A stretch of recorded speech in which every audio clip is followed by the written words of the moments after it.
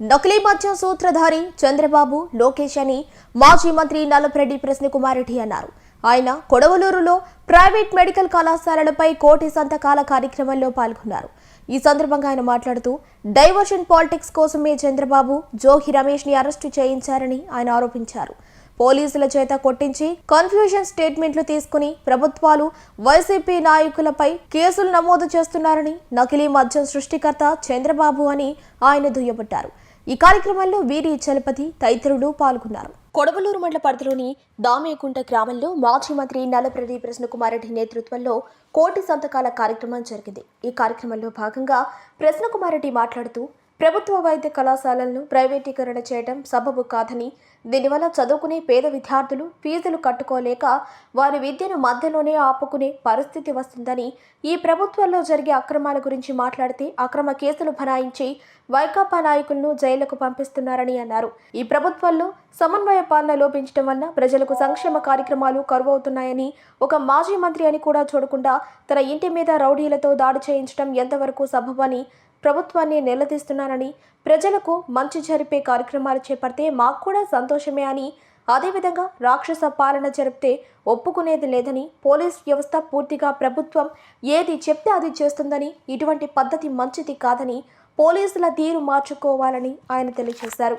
ప్రభుత్వ మెడికల్ కళాశాలలను ప్రైవేటీకరణ చేయాలని ఈ కూటమి ప్రభుత్వం తీసుకున్న నిర్ణయానికి నిరసనగా ఈరోజు కొడవలూరు మండలం దామేగుంటలో సర్పంచ్ శ్రీమతి చిమట హరిత గారి నాయకత్వంలో ఈ కోటి సంతకాల కార్యక్రమాన్ని చేపట్టడం జరిగింది. జగన్మోహన్ రెడ్డి గారు ముందు చూపుతో పేద కుటుంబాలకు సంబంధించిన బిడ్డలందరూ కూడా ఎంబీబీఎస్ చేసి డాక్టర్లు అవ్వాలనే ఉద్దేశంతో గతంలో ఉమ్మడి రాష్ట్రంలో కానీ కొత్త రాష్ట్రంలో కానీ ముఖ్యమంత్రులు చేసిన మెడికల్ కాలేజెస్ శాంక్షన్ తీసుకురావడంలో అందరూ కూడా విఫలమైనారు. జగన్మోహన్ రెడ్డి గారు దూరదృష్టితో ఎస్సీ, ఎస్టీ, బీసీ, ముస్లిం మైనారిటీలు, కాపులకు సంబంధించినటువంటి బిడ్డలందరూ కూడా డాక్టర్లు చదవాలని, డాక్టర్లు కావాలని నిర్ణయం తీసుకొని ఆ కాలేజెస్ పెడితే కూటమి ప్రభుత్వం ప్రైవేటీకరణ చేసి వ్యాపారం చేయాలని చెప్పేసి నిర్ణయం తీసుకున్నారు తండ్రి కొడుకులిద్దరు, చంద్రబాబు, లోకేష్. ఇది అన్యాయం. ఈరోజు పేద కుటుంబాలకు సంబంధించిన తల్లిదండ్రులందరూ కూడా వాళ్ళ బిడ్డల్ని డాక్టర్లు చేయాలనంటే ఆ ప్రైవేట్ మెడికల్ కాలేజీల్లో డబ్బు కట్టాలి, డొనేషన్స్ కట్టాలి. కోట్లల్లో ఉంది. ఒక పీజీకే 4.5 కోట్ల నుంచి 5.5 కోట్ల వరకు తీసుకుంటున్నారు. ఇది సాధ్యమయ్యే పని? ఒక ఎస్సీ కుటుంబానికి, ఎస్టీ కుటుంబానికి, బీసీలకి, ముస్లిం మైనారిటీలకి, కాపులకి సాధ్యమయ్యే పనేనా? ఇటువంటి నిర్ణయం తీసుకుని పేదలకు ద్రోహం చేస్తూ ఉంది కూటమి ప్రభుత్వం. దీని మీదనే జగన్మోహన్ రెడ్డి గారు నిర్ణయం తీసుకోవడం, అందరి తరపున మనం పోరాటం చేస్తాం, ప్రభుత్వం మెడలు వంచి ప్రభుత్వమే మెడికల్ కాలేజీలు కొనసాగించే విధంగా చేస్తామని జగన్మోహన్ రెడ్డి గారు నిర్ణయం తీసుకోవడం జరిగింది. ఇందులో పార్టీలకు అతీతంగా అందరూ ముందుకు రావాలి. మేధావులు, అడ్వకేట్స్, స్టూడెంట్స్ అందరూ కూడా, తటస్థులు అందరూ కూడా ముందుకు రావాలి.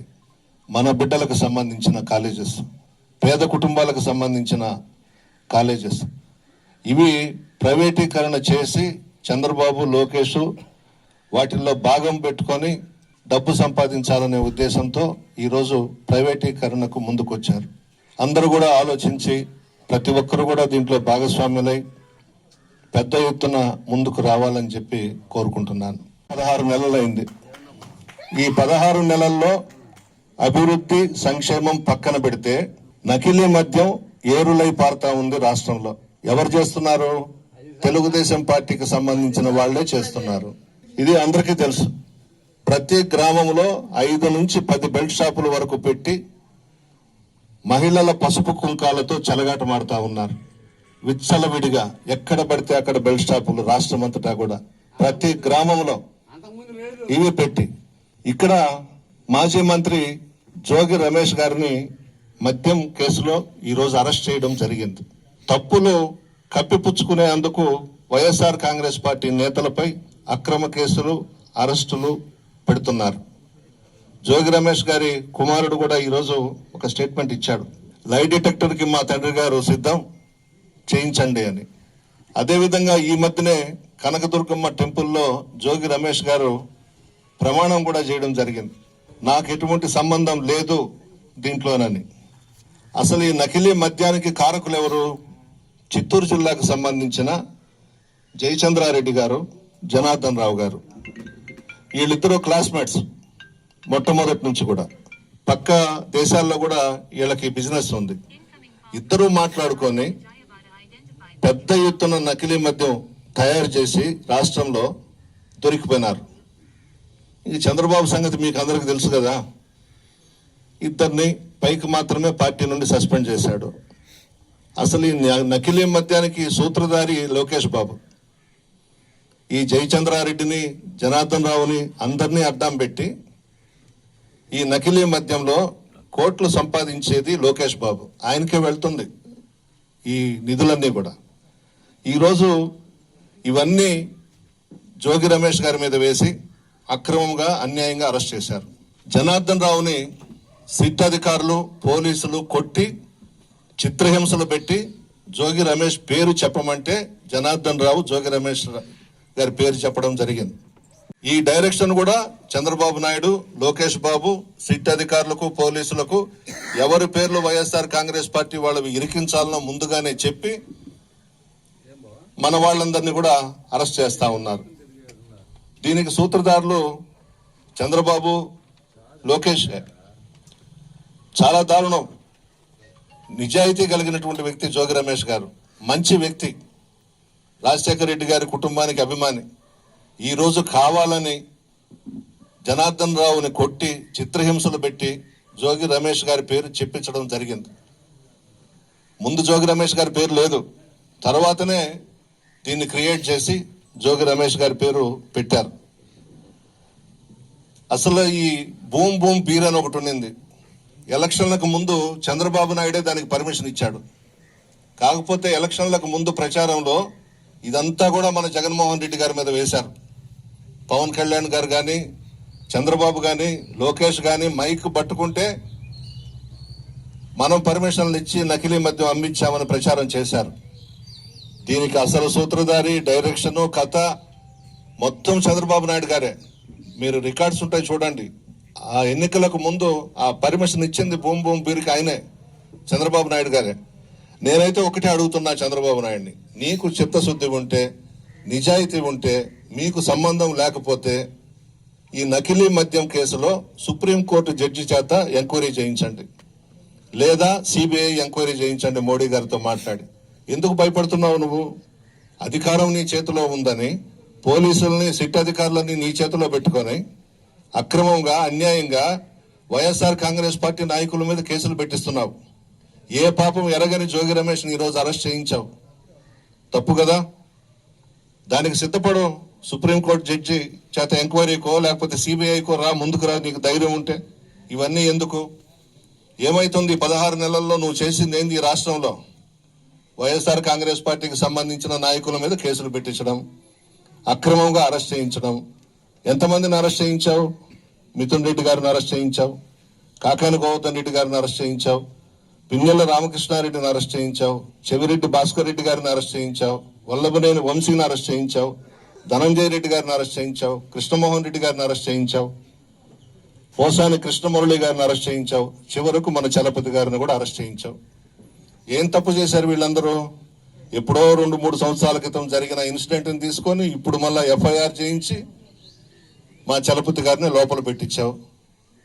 ఇప్పుడు నేను చదివిన పేర్లందరూ కూడా ఎవరు తప్పులు చేయలేదు. కావాలని కక్ష సాధింపుతో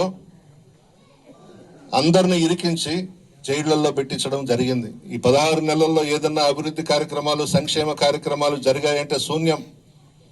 నకిలీ మద్యం పేరుతో, నకిలీ మద్యం ముసుగులో మీరు కోట్ల వ్యాపారం చేస్తూ అక్రమంగా, అన్యాయంగా మా పార్టీకి సంబంధించిన నాయకుల మీద కేసులు పెట్టించి లోపల ఇస్తా ఉన్నారు. ఇది పద్ధతి కాదు. కాలం నిర్ణయిస్తుంది. ఎల్లకాలం మీరే పదవుల్లో ఉంటారని అనుకుంటున్నారు. ఇప్పటికే ఈ 16 నెలల్లోనే ప్రజల్లో బాగా వ్యతిరేకత వచ్చింది. ప్రజలు మరలా ఎప్పుడెప్పుడు ఎలక్షన్స్ వస్తాయా, ఈ కూటమి ప్రభుత్వానికి బుద్ధి చెబుతామా అనే ఆలోచనలో ఉన్నారు ప్రజలందరూ. 33 పథకాలు ఇచ్చాం జగన్మోహన్ రెడ్డి గారు ముఖ్యమంత్రిగా. ఎమ్మెల్యేలు నాయకులు ప్రమేయం లేకుండా విజయవాడ నుంచి పార్టీలకు అతీతంగా బటన్ నొక్కితే ప్రతి పేద కుటుంబానికి అందించిన ఏకైక ముఖ్యమంత్రి జగన్మోహన్ రెడ్డి గారు. గతంలో చాలా మంది ముఖ్యమంత్రులను చూసాం, ఎవరూ చేయలేదు. మీరు చెప్పిన వాగ్దానాలు చేయకుండా ఈ 16 నెలల్లో పోలీసులను మీ చేతుల్లో పెట్టుకొని, సిట్ అధికారులను మీ చేతుల్లో పెట్టుకొని మా నాయకుల మీద తప్పుడు కేసులు పెట్టించి అరెస్ట్ చేస్తా ఉన్నారు. ఏమన్నా జోగి రమేష్ అసలు ఆ వ్యాపారానికి సంబంధించిన వ్యక్తి? అనవసరం కదా.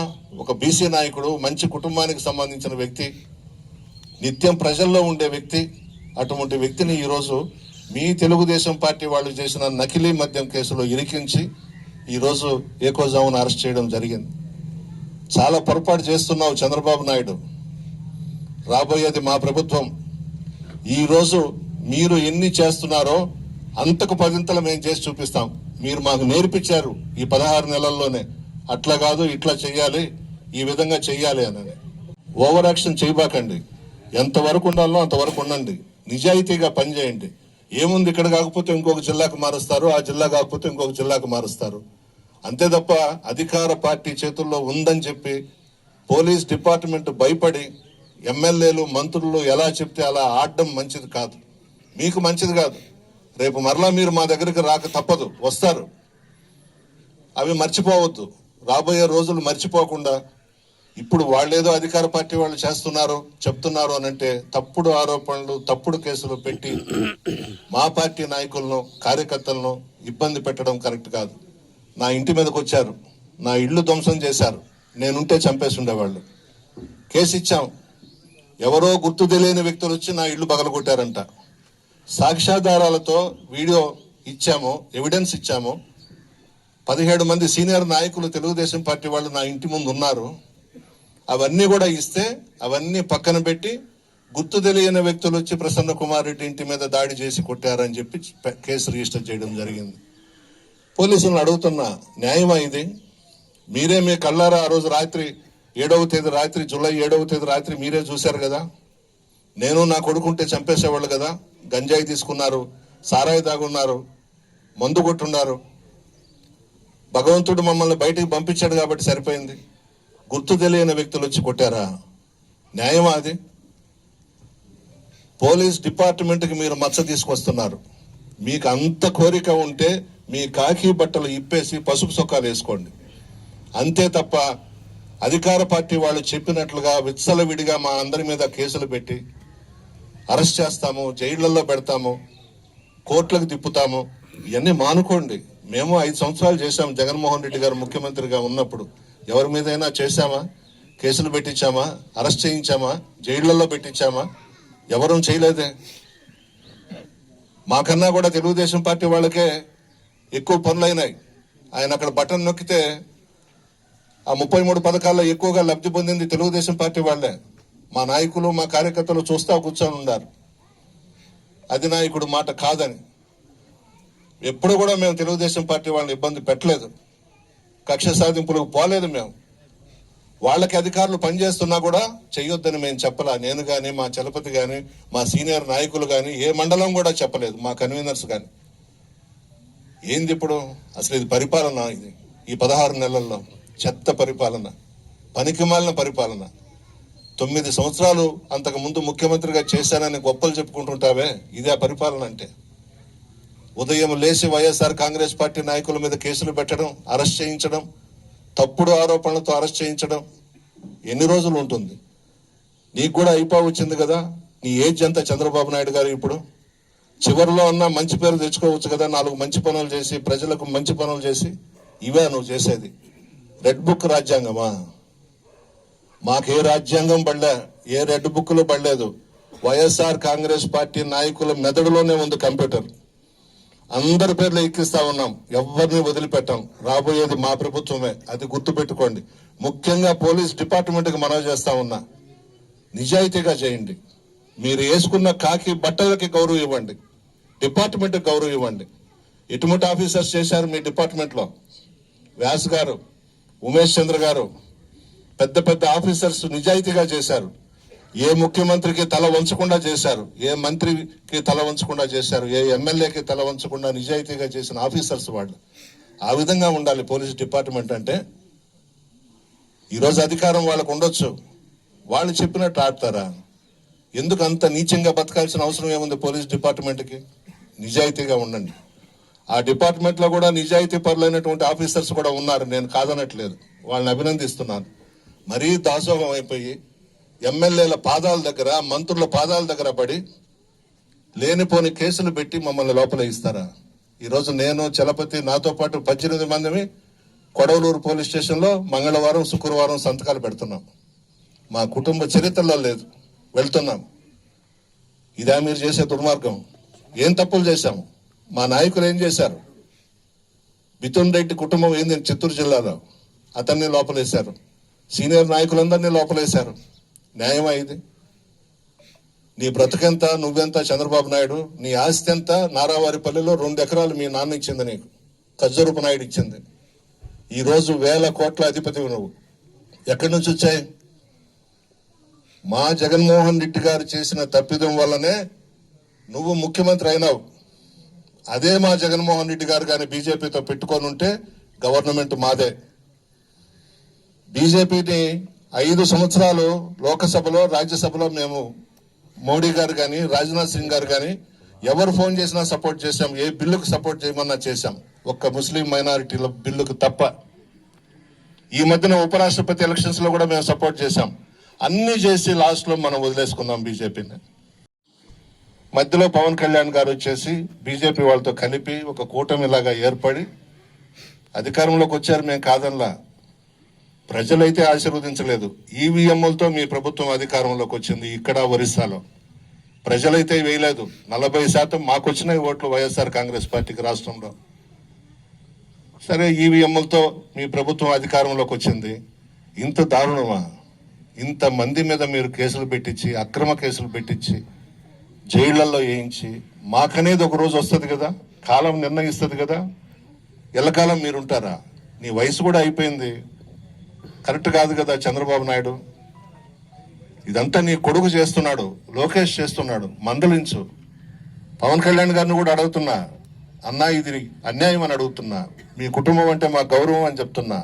చిరంజీవి గారన్నా, వెంకట్రావు గారన్నా, మీ తండ్రి గారన్నా, మీ తల్లి గారన్నా మాకు గౌరవం.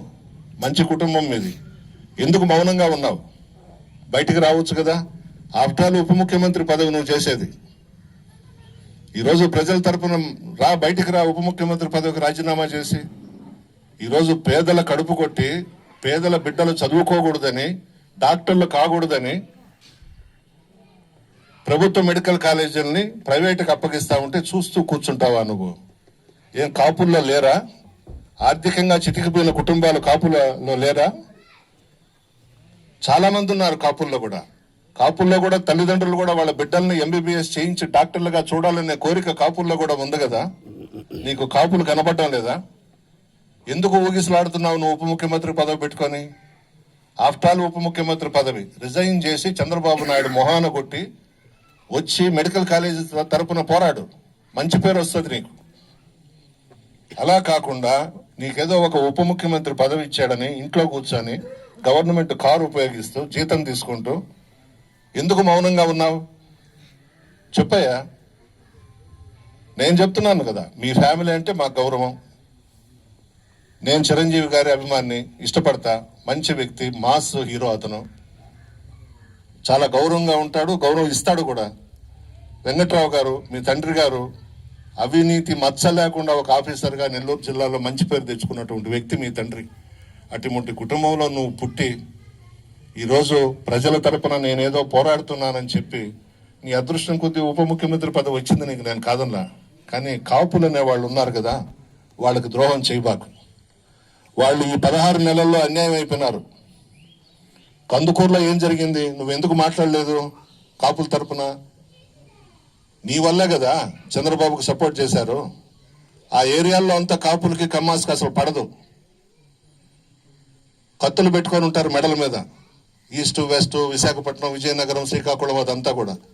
కేవలం నిన్ను గౌరవించి కాపు నాయకుడిగా నువ్వు ముందు లీడ్ చేస్తున్నావు అని చెప్పి నిన్ను నమ్మి చంద్రబాబుకు ఓట్లు వేయించారు, ఆ స్థానంలో కూర్చోబెట్టారు. నువ్వేం చేస్తున్నావు ఈరోజు? కనీసం ప్రభుత్వ మెడికల్ కాలేజీలు ప్రైవేటీకరణ చేస్తే ఎక్కడ తెచ్చిపెడతారు? కాపులు కానీ, ఎస్సీలు కానీ, ఎస్టీలు కానీ, బీసీలు కానీ, ముస్లిం మైనారిటీలు కానీ ఆ డొనేషన్స్ కట్టగలరా? ఈరోజు కాపుల్లో కూడా ఆర్థికంగా చితికిపోయిన కుటుంబాలు ఉన్నాయి. వాళ్ళని ఎందుకు గుర్తించడం లేదు? నువ్వు నీ గుర్తుకు రావడం లేదా? ఉప ముఖ్యమంత్రి పదవి ఉంటే సరిపోతుందా? ఇప్పుడు నువ్వు విరమించుకుంటే ఆ కూటమిలో నుంచి బయటకు వస్తే చంద్రబాబు ప్రభుత్వం ఏమేమి పడిపోదు, ఆయన ఉంటుంది. ఆయనకి దాదాపు 130 స్థానాలు దాకా ఉన్నాయి. కానీ మంచి పేరు తెచ్చుకో. వెంకట్రావు గారి కుమారుడుగా, చిరంజీవి తమ్ముడుగా ప్రజల తరపున పోరాడు బయటకు వచ్చి. అంతే తప్ప ఏముంది పవన్ కళ్యాణ్ గారు, ఈ పదవులు శాశ్వతమా? ప్రజలు గెలిపిస్తే పదవులు వస్తాయి. వాళ్ళు కానీ ఏదైనా నిర్ణయాలు తీసుకుంటే మనం అంతా ఇళ్లలో కూర్చోవాల్సిందే. ఈ ఉన్న 4 రోజులకైనా బయటకు వచ్చి ప్రజల తరపున పోరాడి మీ తండ్రి గారి పేరు, చిరంజీవి గారి పేరు నిలబెట్టమని చెప్పి పవన్ కళ్యాణ్ గారిని కోరుతా ఉన్నా. ప్రభుత్వ వైద్య కళాశాలను ప్రైవేటీకరణ చేయాలని కూటమి ప్రభుత్వం తీసుకున్న నిర్ణయానికి వ్యతిరేకంగా మా యొక్క రాష్ట్ర అధ్యక్షులు, మాజీ ముఖ్యమంత్రి వర్యులైనటువంటి వైఎస్ జగన్మోహన్ రెడ్డి గారి ఆదేశానుసారం 1,000 సంతకాలు స్వీకరణ, తద్వారా ఈ యొక్క రాష్ట్ర పాలకులు మరి ఈ రాష్ట్రంలో ఉన్నటువంటి అత్యధిక విద్యార్థులైతేనేమి, మేధావులైతేనేమి, ఉద్యోగస్తులైతేనేమి, మరి ఉన్నటువంటి ఎక్కువ మంది ప్రజలు ఈ యొక్క కాలేజీలని ప్రైవేటీకరణ చేయొద్దు, ఏదైతే మంచి ఉద్దేశంతో జగన్మోహన్ రెడ్డి గారు 17 ఈ యొక్క కళాశాలను శాంక్షన్ చేసి తీసుకురావటం, మరి అటువంటి మంచి కార్యక్రమాన్ని ఈరోజు కూడా మంచి ఉద్దేశంతో చేయాల్సినటువంటి విద్యని వైద్యని దూరం చేస్తున్నటువంటి కూటమి ప్రభుత్వం పాలకులకు బుద్ధి చెప్పే విధంగా ఈ యొక్క కార్యక్రమాన్ని శ్రీకారం చుట్టాలని, ఈ యొక్క కార్యక్రమాన్ని గురించి కోవూరులో మరి మొదలు పెట్టడం జరిగింది. గంగవరంలో రాష్ట్ర వ్యాప్తంగా ఈ యొక్క కార్యక్రమం చాలా చక్కగా జరుగుతూ ఉంది. ఎందుకంటే ఒకసారి ఈ ప్రభుత్వం ఏర్పడ్డ తర్వాత, ఏర్పడక ముందు వీళ్ళు చేసినటువంటి వాగ్దానాలు అయితేనేమి, చెప్పినటువంటి అబద్ధపు ప్రచారాలు అయితేనేమి, మరి ఎలక్షన్ తర్వాత వీళ్ళు చేస్తున్నటువంటి పరిస్థితిని బట్టి ఈ యొక్క 2 సపరేట్గా భిన్నాలుగా ఉన్నాయి. కాబట్టి ప్రతి ఒక్క ప్రజలు కూడా ఈరోజు కూడా వీటిని గురించి చర్చించుకుంటూ ప్రతి దగ్గర ఈ వాస్తవాలే కదా, ఒక గవర్నమెంట్ తరఫున చేయాల్సినటువంటి కాలేజీలని ప్రైవేటు వ్యక్తులకు దారాదత్తం చేయటం ఎంతవరకు సబబు? ఈ కార్యక్రమం ఏదైనా సరే ప్రభుత్వానికి వ్యతిరేకంగా నిలిచి మరి రాష్ట్రంలో మరి విద్యని వైద్యని కాపాడుకోవాల్సిన బాధ్యత రాష్ట్ర పౌరులుగా ప్రతి ఒక్కరికి ఉందని చెప్పేసి మరి అందరూ కూడా ముందుకు వస్తున్నారు. చాలా సంతోషం. దాంట్లో భాగంగానే మన కోవూరు నియోజకవర్గం అయితే రాష్ట్ర వ్యాప్తంగా 2-3 ఈ మధ్య మనకు వర్షాల కారణంగా మరి వాయిదాలు పట్టడం జరిగింది. ఈసారి మళ్ళా 11వ తేదీ కూడా మనకు రాష్ట్రం ఈ యొక్క నియోజకవర్గ హెడ్ క్వార్టర్లో నిరసన ర్యాలీగా మనం ప్రదర్శన చేసి మరి ఏదైతే ఈ యొక్క కళాశాలలో మళ్ళా తప్పకుండా ప్రభుత్వమే చేపట్టి త్వరితగతిన పూర్తి చేయాలన్న ఒక ఉద్దేశంతో మరి యొక్క వినతి పత్రాలు అక్కడ ఉన్నటువంటి తహసీల్దార్ గారికి, ఆర్డీఓ గారికి ఇవ్వడం జరుగుతూ ఉంది. మరి ఒకసారి కూటమి ప్రభుత్వం నాయకులకి, పాలకులకి మరి ఈ యొక్క రాష్ట్రంలో ఉన్నటువంటి అధినాయకత్వం ఒకసారి గుర్తు చేస్తూ ఉన్నాం. 17 కళాశాలలో మీకు అందరూ తెలుసు. మరి ఇప్పటికే 5 కళాశాలలు ప్రారంభించారు, 2 ప్రారంభించడానికి సిద్ధంగా ఉన్నాయి, 10 వివిధ దశల్లో ఉన్నాయి. మరి దానికి మా దగ్గర డబ్బులు లేవు కాబట్టి PPP అనే పద్ధతిలో మేము ఇవన్నీ ప్రభుత్వం భాగస్వామ్యంగా మేము ఇవన్నీ కూడా మాకు, మా సంబంధించిన వాళ్ళకి, మా కూటమి పెద్దలకు, మా యొక్క సామాజిక వర్గానికి కట్టబెడతామని చెప్పి ఒక నిర్ణయం తీసుకోవడం జరుగుతూ ఉంది. మరి మేము ఒకటే అడుగుతా ఉన్నాం, ప్రభుత్వం ఏర్పడ్డ తర్వాత అమరావతి పునర్శంకుస్థాపన అని చెప్పేసి దరిదాపు 700 కోట్లు ఖర్చు పెట్టారు. మరి అది అయిన వెంటనే మరి వైజాగ్లో యోగా కార్యక్రమం అని చెప్పి దరిదాపు దానికి ఒక 500 కోట్లు ఖర్చు పెట్టారు. మరి అబద్ధాలని నిజాలుగా, అవాస్తవాలను వాస్తవాలుగా హైప్ తీసుకొచ్చేదానికి ఎన్నో ఈవెంట్లు పెట్టి ఎన్నో కోట్లు ఖర్చు పెడుతున్నారు. స్పెషల్ ఫ్లైట్లో తిరుగుతూ స్పెషల్ కాన్వాయిలు కొంటూ మరి స్పెషల్ హెలికాప్టర్లు కొనుక్కుంటూ విలాసవంతమైన జీవితం జీవిస్తూ ఉన్నారు. ఈ కోట్లన్నీ కానీ మీరు కానీ క్రోడగిరించి కానీ పెట్టి ఉంటే ఈ యొక్క వైద్య కళాశాలన్నీ పూర్తయి ఉండేది. మరి ఇవన్నీ కూడా పక్కన పెట్టి రాష్ట్రానికి అభివృద్ధి మా చేతనే అవుతుంది, మేమే సంక్షేమ అభివృద్ధిని కూడా డబుల్ ఇంజిన్ సర్కారులు అని చెప్పేసి ఒక తంపుడు ఉపన్యాసాలు ఇచ్చుకుంటూ చెప్పిన మాట చెప్పకుండా అబద్ధాలు చెబుతూ రాష్ట్ర ప్రభుత్వాన్ని రాష్ట్ర ప్రజల్ని పక్కదోవ పట్టిస్తూ రోజుకొక కేసులు పెట్టుకుంటూ రకరకాల కార్యక్రమాలకు శ్రీకారం చుడతా ఉన్నది కూటమి ప్రభుత్వం. ఒకసారి ప్రజలందరికీ మనవి చేసేది ఏంటంటే, చేశారు అబద్ధాలు ఇప్పుడు కూడా ఏ ఒక్కటి కూడా ప్రజలకి కావాల్సినటువంటి కార్యక్రమం ఏది కూడా మేము ఫలాంది చేసామని చెప్పుకున్న దాంట్లో నేను ఒకే ఒక దాని మీదకి వెళ్తున్నా. ఒకటి రైతుల విషయం మీద వెళ్తున్నా. ఇక్కడ రైతులకు సంబంధించి ఈ గ్రామంలో విషయం చెప్తున్నా. రైతులు ఎక్కువ ఉంటారు గ్రామంలో. మరి గత ప్రభుత్వం ఈ ప్రభుత్వంతో పోల్చుకుంటే మరి అప్పుడు రైతు భరోసా అని చెప్పి ప్రతి రైతు అకౌంట్లో పడుతున్న నేపథ్యంలో ఇప్పటి వరకు అన్నదాతాన్ని బట్టి 5,000 రూపాయలు రైతు అకౌంట్ జమ చేయబడ్డది. అంటే 2 సంవత్సరాలు అయింది.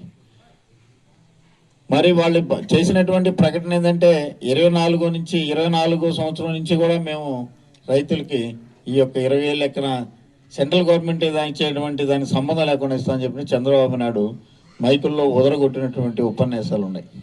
ఎన్నడూ లేని విధంగా ఒక కార్డు ఒకటి చేతికి ఇచ్చేసి యూరియాలకి క్యూలో నిలబడమని చెప్తున్నారు. మొన్నటికి మనకు గిట్టుబాటు ధర లేక ఎంతో ఇబ్బందులు పడ్డాం. మరి ఆ రోజు ఈ జిల్లాలో 10 మంది ఎమ్మెల్యేలు ఉంటే ఒక్క ఎమ్మెల్యే కూడా ఈ యొక్క గిట్టుబాటు ధర రావాలి, మరి ఏదైనా ప్రొక్యూర్ చేస్తుందా గవర్నమెంట్, ఏదైనా ప్రొక్యూర్మెంట్ సెంటర్లో ఏమన్నా ఏర్పాటు చేస్తున్నా ఒక్కరు కూడా మాట్లాడాల. ఏదైనా మాట్లాడితే లేదు గవర్నమెంట్ ఆ ఉద్దేశం లేదు, ప్రొక్యూర్ చేసేటువంటి ఉద్దేశం లేదు, రైతులు మీరు తడిసిన ధాన్యం కానీ మీ ఇష్టం అమ్ముకోవాల్సిందే, దళారులు ఏ రేటు పెడితే ఆ రేటుకి అమ్ముకోవడం ఉంటే ప్రతి ఒక్కరు అమ్ముకున్నాం. 15,000 14,000 లెక్కన అమ్ముకున్నారు పుట్లు. మరి ప్రభుత్వం పెద్దలు చెప్తా ఉన్నారు మేము రైతుల పక్షపాతి, చంద్రబాబు నాయుడు రైతులను ఆదుకుంటాడు అని. గతంలో ఏదైనా కానీ విధ్వంసం జరిగినా వర్షాలు వచ్చినా కానీ ఇన్పుట్ సబ్సిడీ మళ్ళీ 6 నెలల లోపలే మళ్ళీ అందించినటువంటి దాఖలాలు ఉన్నాయి. మరి ఇప్పుడు అది కూడా లేదు. క్రాప్ ఇన్సూరెన్స్ చేసే పరిస్థితి లేదు. ఏ కార్యక్రమాన్ని కూడా మరి రైతులకి ప్రతి ఒక్క విషయాల్లో కూడా ఈ ప్రభుత్వం ఏది కూడా అందని ద్రాక్ష అలాగే చూపిస్తుంది. ఎందుకంటే ప్రతి కార్యక్రమం మేమే చేస్తున్నామని చెప్తారు, ఏ కార్యక్రమం చేయకుండా ఈ రోజు కూడా పాపం ఆ కార్డుల కోసం తిరుగుతూ ఉండరు. మరి రాష్ట్ర ప్రభుత్వం ఆ ఒకటే కాదు, ఏ ఇచ్చిన పథకం కూడా క్షేత్రస్థాయిలో చూసుకుంటే ఫుల్ఫిల్గా ఏ పథకం ఇవ్వాలా. ఇప్పటికి కూడా ఏమైనా సరే పథకాలు తీసుకోవటం లేదు. మరి రాష్ట్రాన్ని ఏమన్నా కానీ ఆయన చెప్పినట్టు అభివృద్ధి దశలో ముందుకు తీసుకెళ్తున్నాడా లేకపోతే సంపద సృష్టిస్తున్నాడా అనే దానికి కూడా మీకు అందరి నిదర్శనం. మరి లక్షల కోట్ల రూపాయలు అప్పులు తీసుకొచ్చి మరి ఎక్కడికి కంటికి కానటువంటి ఒకే దగ్గర పెడుతున్నాం. అది కూడా అమరావతి అభివృద్ధి మా ధ్యేయం, అమరావతిని అభివృద్ధి చేస్తామని చెప్పేసి చెప్తున్నారు. కానీ 25 జిల్లాలో ఎలాంటి అభివృద్ధి కానీ 25 జిల్లాల నుంచి పట్టించుకొని ఇంకా ఎలాంటి కార్యక్రమాలకి శ్రీకారం చుట్టంలే. తండ్రి కొడుకులు కార్యక్రమాలని తీసుకురావటం, మేము ఏదైనా ఏం చేసామంటే సంపద సృష్టిస్తున్నాం, విదేశాలకు పోయి మేము ఇక్కడికి ఫండ్స్ తీసుకొస్తున్నాం, తద్వారా మన రాష్ట్రం అభివృద్ధి పడుతుందని అభివృద్ధి పదంగా ముందుకు తీసుకొని చెప్పుకున్నారు. కానీ ఈ చెప్పుకోవడానికి, ఈ ఫ్లైట్లో తిరగడానికి, ఈ విదేశాలకు పోవడానికి సరిపోతుంది. కానీ ఈ రాష్ట్రాన్ని అభివృద్ధి దిశగా ఈ ప్రజలకి అయితే మనం చేరవేస్తామని చెప్పినారో ఏ సంక్షేమం కూడా ముందుకు తీసుకోపోవడం, ఏది సంక్షేమం చేసినా అభివృద్ధి అయినా కానీ వాళ్ళకి ఎలాంటి కార్యక్రమం చేపట్టినా కానీ ఒకటే అది కూడా పెన్షన్ కార్యక్రమం. ఆ పెన్షన్ కార్యక్రమం ఇంటింటికి తీసుకుపోయేటువంటి కార్యక్రమానికి సాంప్రదాయంగా ముందుకు తీసుకెళ్ళింది జగన్మోహన్ రెడ్డి గారు. ఈ రోజు దాన్ని కూడా జగన్మోహన్ రెడ్డి గారు చేస్తున్న కార్యక్రమం చేస్తూ దాన్ని అమరాలు విధంగా కూడా ప్రతి కార్యక్రమం కూడా ఫస్ట్ వీళ్ళు ఇచ్చేటువంటి పెన్షన్ ద్వారా చేసుకున్నారు. కాబట్టి దామెగుంట ప్రజలు అయితేనేమి ఇక్కడికి వచ్చినటువంటి మండల నాయకులు కూడా మనం చేస్తుంది అంటే ప్రతి గ్రామంలో మన ద్వారా మనకు వచ్చినటువంటి మన గ్రామస్తులు కూడా మనం చెప్పి మరి అది చర్చగా తీసుకొచ్చి మరి ఇంత అన్యాయం జరుగుతుంది ఈ ప్రభుత్వం, మరి ప్రభుత్వం అప్పులు అయితే తీసుకొస్తుంది కానీ మరి ఆ డబ్బులు ఎట్ట పోతున్నాయి, ఒక సంక్షేమం కానీ అభివృద్ధి నోచుకోలేనటువంటి ఈ యొక్క రాష్ట్రంలో మరి ఒక మంచి కార్యక్రమంలో మరి ఒక మంచి హాస్పిటల్స్, అదేవిధంగా ఈ యొక్క వైద్య సంబంధించిన మెడికల్ కాలేజీలు శాంక్షన్ చేసుకొస్తే మరి వాటిని కూడా ఈరోజు మరి కాలు రాసే పరిస్థితికి వీళ్ళు వచ్చారంటే ఎంత దుర్మార్గం పరిపాలన ఈ యొక్క రాష్ట్రంలో జరుగుతుందో ఒకసారి ఆలోచించాలి. మరి బయట దేశాల పోయి కూడా మాకు డబుల్ ఇంజిన్ సర్కార్ అని చెప్తా ఉన్నారు. ఇక్కడ సింగిల్ ఇంజిన్ కూడా పనిచేస్తున్నట్టు మన పరిస్థితి చూస్తూ ఉంటే శాంక్షన్ అయినటువంటి కాలేజీలని బయట వాళ్ళకి అప్పగిస్తా అని చెప్తున్నారంటే మరి ఎంత పరిస్థితి ఎంత ఘోరంగా ఉందో ఒకసారి ఆలోచించాలి. కాబట్టి 1 కోటి సంతకాల సేకరణలు అయితేనేమి, రేపు జరగబోయేటువంటి 11వ తేదీ జరిగేటువంటి నిరసన కార్యక్రమం కూడా మరి వేలాదిగా పాల్గొని మరి ఈ రాష్ట్ర ప్రభుత్వం చేస్తున్నటువంటి తప్పుడు కార్యక్రమాలకు కూడా మనం నిలదీసే విధంగా కూడా ఆ యొక్క కార్యక్రమాన్ని కూడా శ్రీకారం చుట్టి ప్రసన్న కుమార్ రెడ్డి గారి నేతృత్వంలో జరుగుతున్నటువంటి కోవూరు నియోజకవర్గంలో ఈ కార్యక్రమం మనందరూ కూడా జయప్రదం చేసి రాబో రోజుల్లో ఈ కూటమి ప్రభుత్వానికి బుద్ధి చెప్పే విధంగా కూడా రేపు జరిగే కార్యక్రమం కూడా జయప్రదం చేయాలని కోరుకుంటూ సెలవు తీసుకుంటాం. మీ నోటి మాటే శాసనం, మీరున్న చోటంతా సంబరం, వినూత్న ఆలోచనల శిఖరం, సరికొత్త ఆవిష్కరణల పర్వతం, ఆత్మీయ అనుబంధాల కెరటం, కల్మషం ఎరుగని మనస్తత్వం, రాజకీయానికే మీరు కొత్త అర్థం, పెద్దలు గురువుల పట్ల మమకారం, తల్లిదండ్రులంటే ప్రాణ సమానం, కుటుంబం మొత్తానికి బలం, నమ్ముకున్నోళ్ల బలగం, మీరు లేని ఈ ప్రపంచం ఎన్ని ఉన్నా అన్ని ఉన్నా గుండె పొరల్లో ఆవరించిన శూన్యం, మరొక్క మారు మా కోసం జన్మించవా మహాశయ. స్వర్గీయ మాజీ మంత్రి శ్రీ మేకపాటి గౌతమ్ రెడ్డి గారి జయంతి సందర్భంగా మా ఘన నివాళులు. ఇట్లు మేకపాటి కుటుంబ సభ్యులు, అభిమానులు. జయంతి కార్యక్రమంలో 2/11/2025 ఆదివారం ఉదయం 9 గంటలకు నెల్లూరు డైకాస్ రోడ్ సెంటర్లోని మేకపాటి స్వగృహమునందు జరుగును.